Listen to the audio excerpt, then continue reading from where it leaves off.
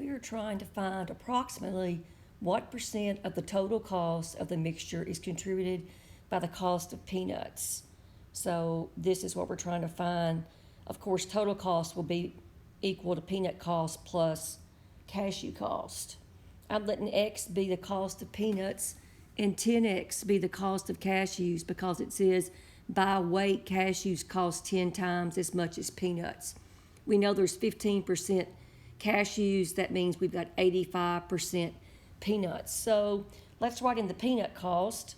That would be 0.85x over the total cost, which will be cost of cashews when you got 15%, 0.15 of that, and the cost is 10x plus the cost of peanuts, which is 0.85x,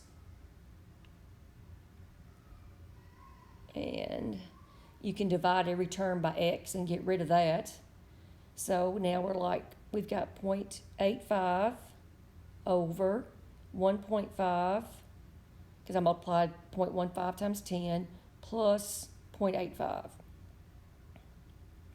And now let's multiply every term on the top and every term on the bottom to get rid of those nasty decimals. You don't have to do that, but I don't like decimals.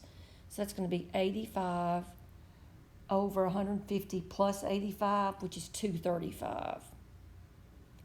And I really don't want to do long division, and it says approximately in the problem. So 85 is about 80, and 235 is about 240. I was just trying to think of numbers where I could reduce them down, because this will be 1/3, and 1/3 is 33%, and I've rounded my numbers, so I need to look at the answer that's closest to 33%, and that would be 35%, so my answer is D.